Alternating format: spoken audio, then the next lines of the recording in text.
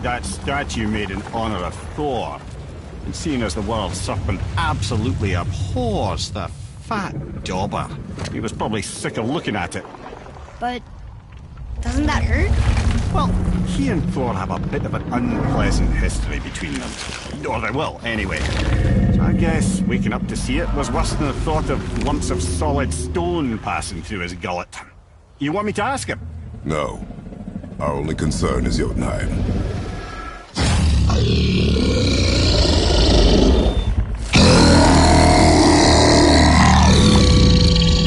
Alright, wish me luck.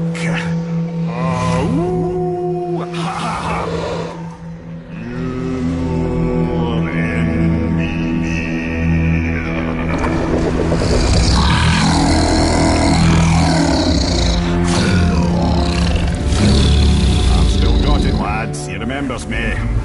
Why are you? Oh, no, that's not it.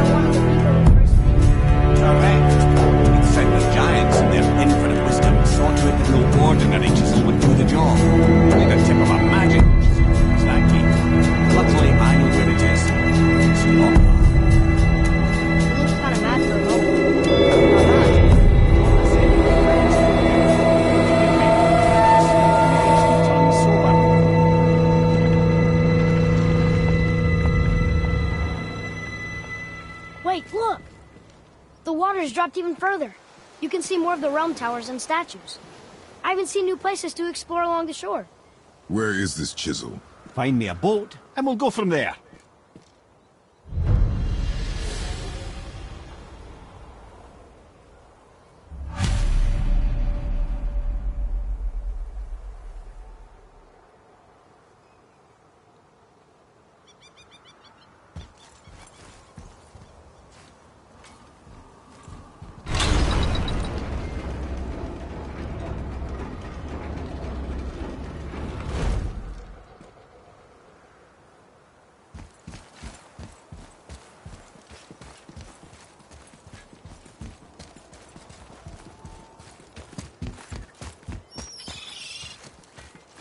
So when we get to the boat, we can either look for that special chisel now, or go exploring for a little while. I'm happy with whatever you want to do.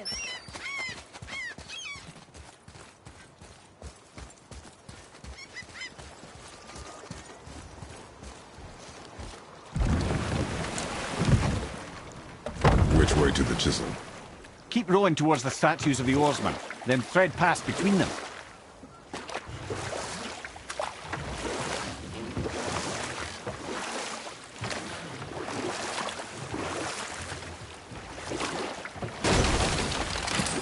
Mimir, you never did tell me why Freya spit in your face. Well, she blames me in large measure for her present circumstances, and not totally without reason. It all goes back to the long war between the Aesir and Vanir. Prior to that, wars for the Aesir were easily won, but the Vanir had proved their equal and exacted devastating damage. Both sides suffered tremendous losses, and for many of us, quite frankly, war was simply no fun anymore, but a rather senseless waste of precious life. Wouldn't you agree, brother? Precisely. Enough was enough. And at last, Odin's most brilliant advisor became determined to find a more enlightened path. He set about to broker a peace between the gods. took some convincing, but ultimately Odin was persuaded to marry his deadliest enemy, a certain Vanir goddess, legendary not only for her fertile beauty, but her genius at the very Vanir magic that Odin had long aspired to master. Freya married Odin? What was in it for her? It was a sacrifice to protect her people, a selfless act of love. Truly, she deserves better than she got. But of course, there's more to that story.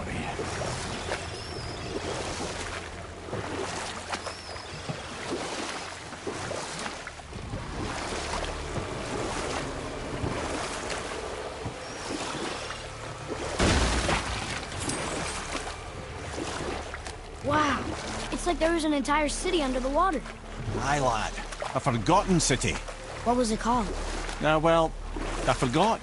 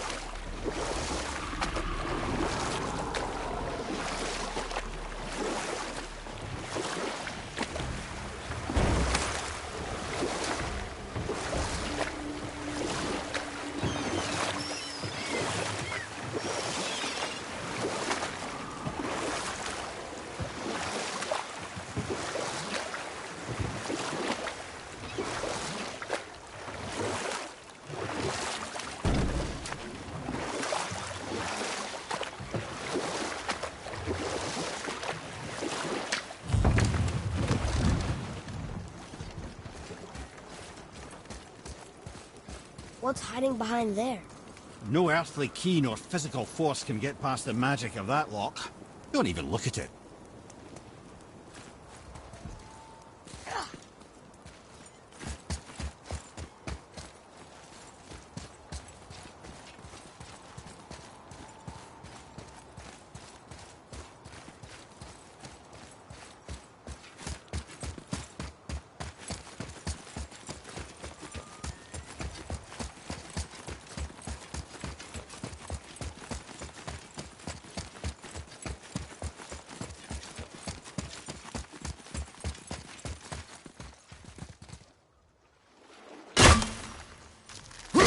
There's got to be a better tool for this job.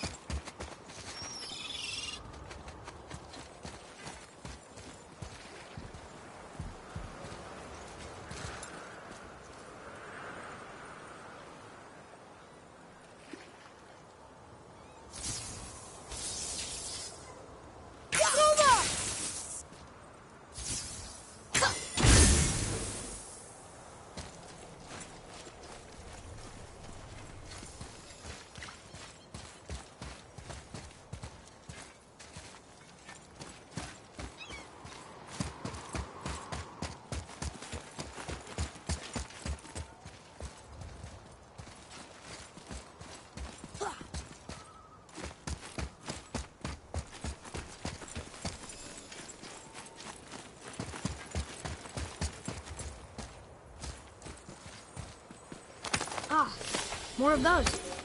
Good.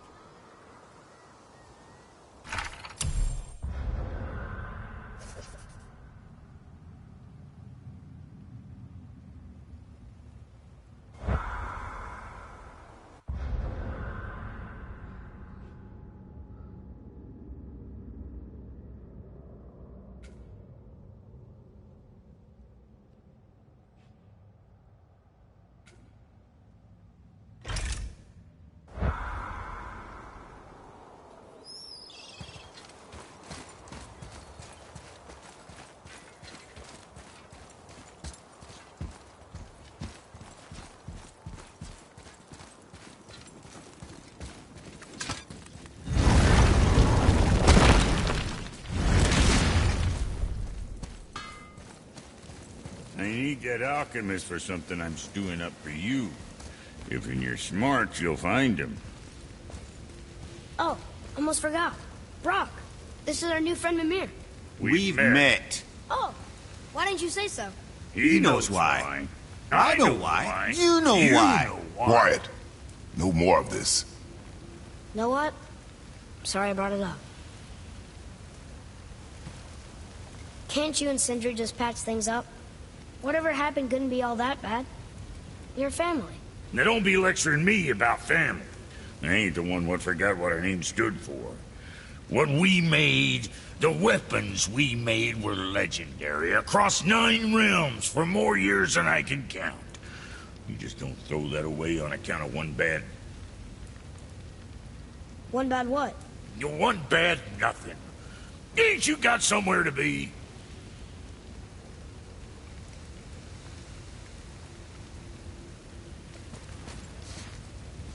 Let's sort you out.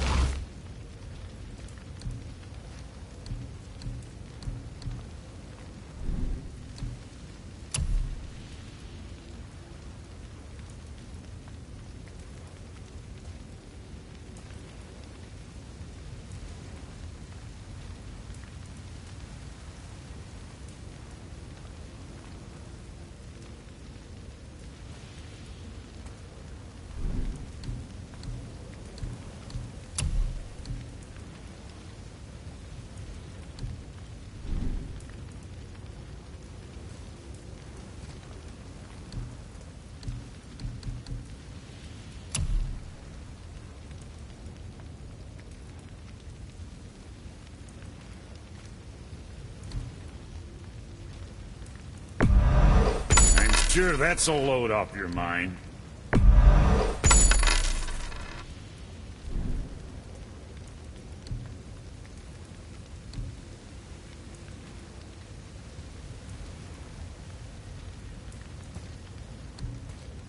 Now there's something else.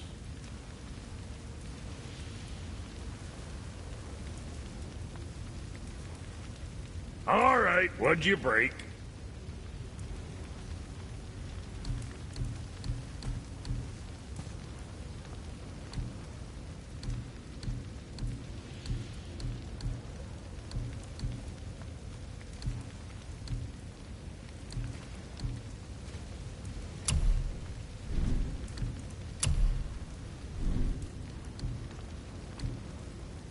Maybe next time.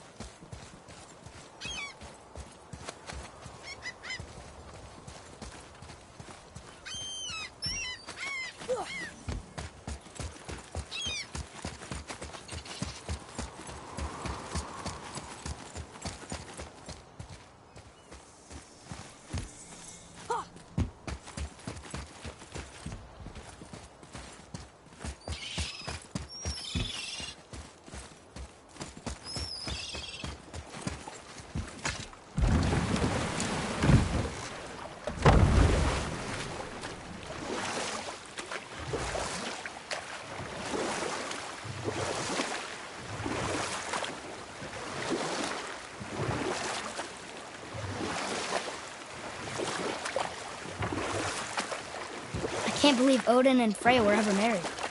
Love and hate are more closely intertwined than you might imagine. For instance, Odin hates the giants and they him. But Thor's own mother was the giantess Björgun, one of Odin's great loves. So Thor's half god and half giant? Weird. Once Björgun was gone, lonely ages passed for Odin. And as war with the Vanir raged, I could see what he really wanted with his bluster. And after no small amount of convincing, Freya agreed. For a while there, he really turned on the charm. He seemed happy. He seemed interested in making her happy. He granted her so many wishes I can scarcely recall them all. The peace held, and I truly believed all had worked out better than I could have planned. Odin's true face showed itself again in the end. Oh, he won Freya's trust, and she taught him some of her Vanir magic, another choice she would live to bitterly regret. Sadly, despite his wise counsellors' best efforts to persuade him that peace was the only true path to stave off Ragnarok, Odin never let go of his obsession with Jotunheim. The taste of Vanir magic led him to new forms of experimentation and new levels of depravity.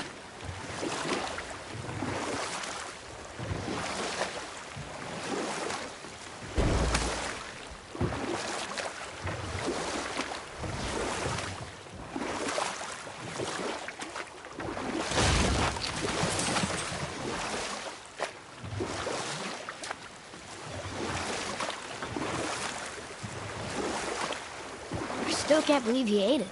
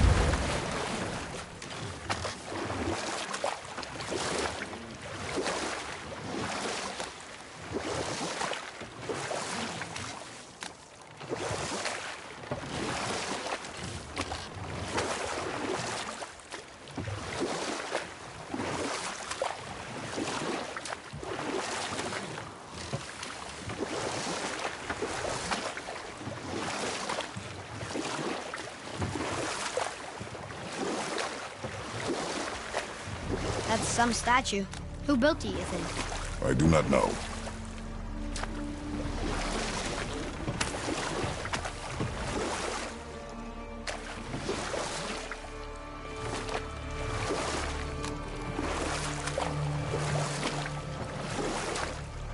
Okay. Obviously the marriage to Odin didn't last. But how did Frey end up a hermit in the woods?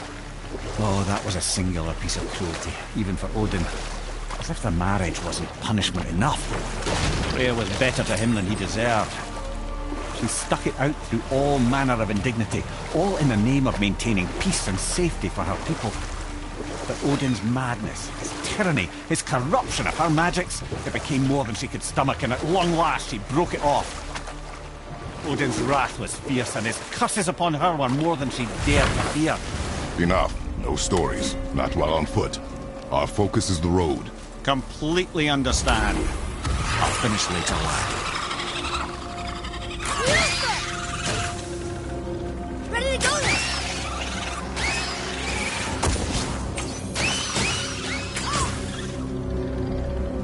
Fire from the left!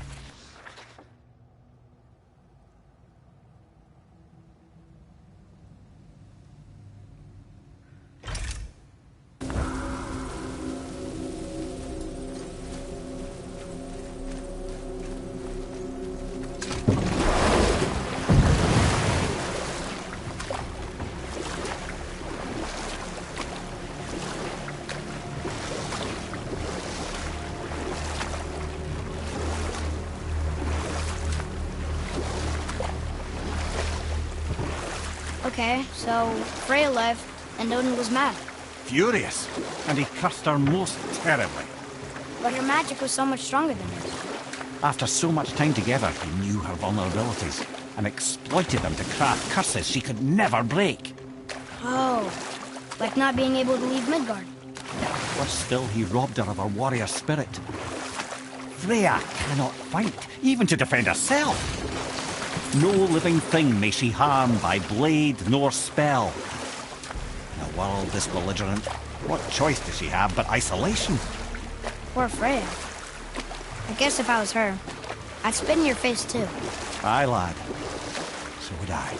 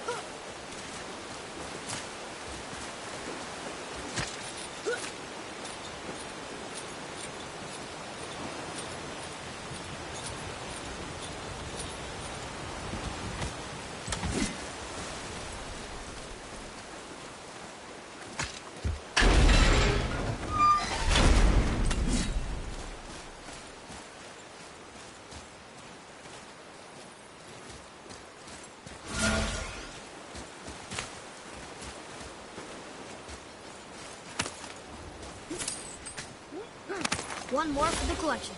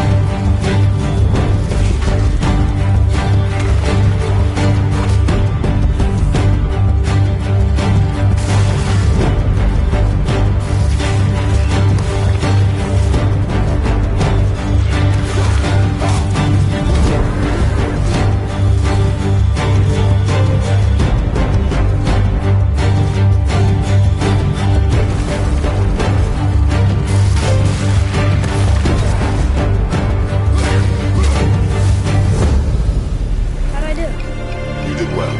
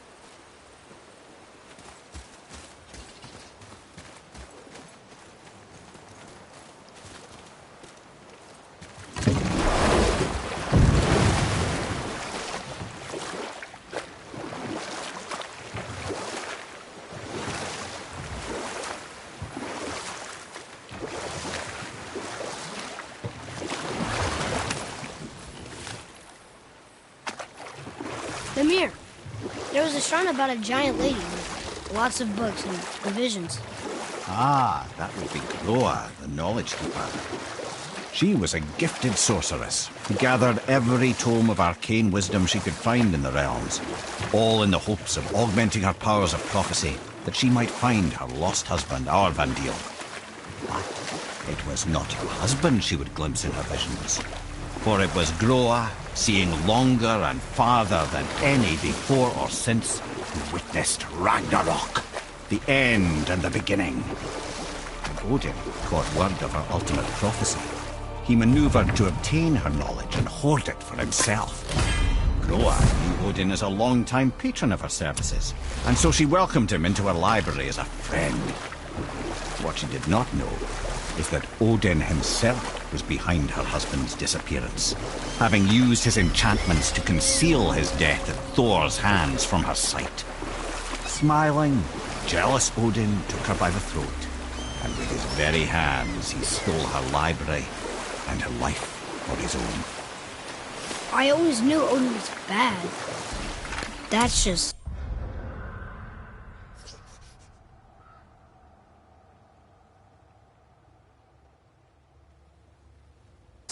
Ruthless, barbaric, heartless? That's Odin. In fact, we would do well to sit here in silence for the next few moments and reflect on Odin's capacity for cruelty. And so... Reflect longer. You were taken from this realm. You who walks among the living! My beloved Gulvig calls to me. She yearns for peace, yet her remains lie in pieces. I beg of you, make my Gulvig whole again. You want us to collect her bones? Gross. Gulvig's Sather magic knows no bounds. She can reunite you with those you've lost. Really? How? Boy. I can smell your grief, child. Rest assured, her magic is strong enough to create bridges between life and death, if only for a short while. Boy, we are leaving. They've taken 3 of Sweet Gulvig's bones and spread them across the lake. Bring me her bones, child. Gulvig will reward you.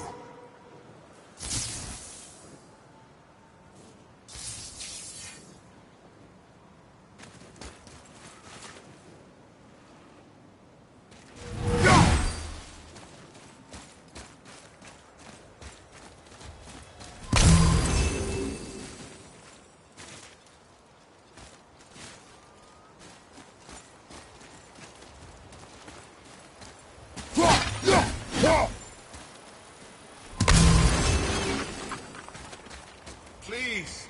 My fair Gulvik. This realm suffers without her spirit.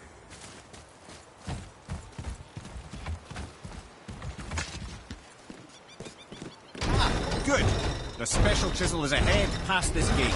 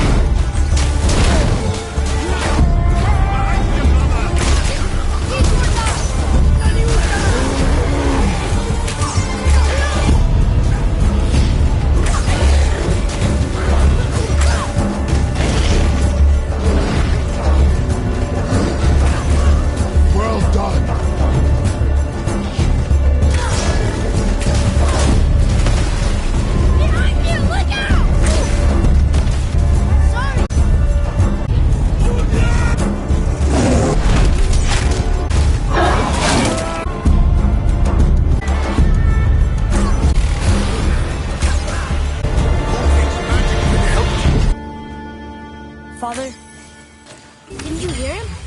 We can talk to Mom again. If we keep an eye out Look while if you wish, boy.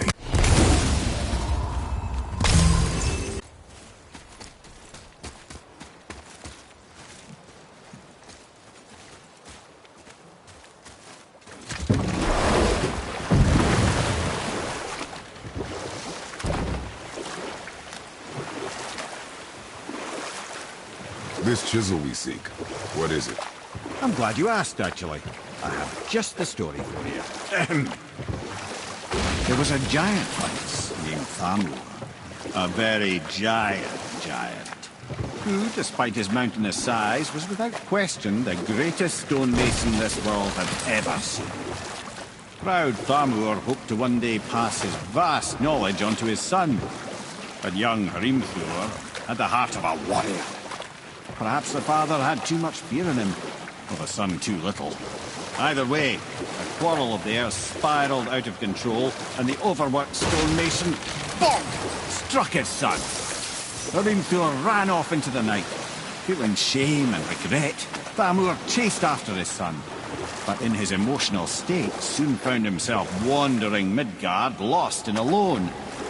Sadly, he caught the eye of the one person who didn't want to meet alone that night, so far from home.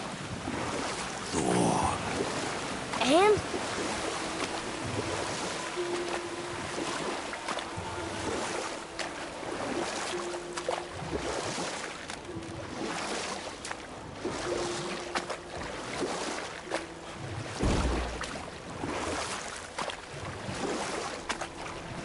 Thor killed him.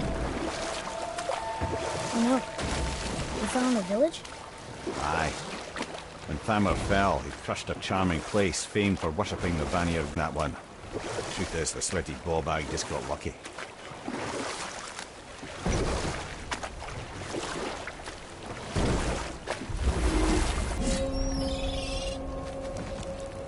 A dangerous beast. We will take him down together. Not yet!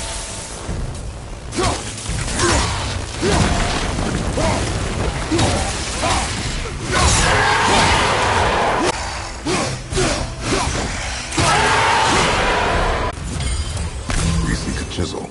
The tip of one, yes. A very, very giant.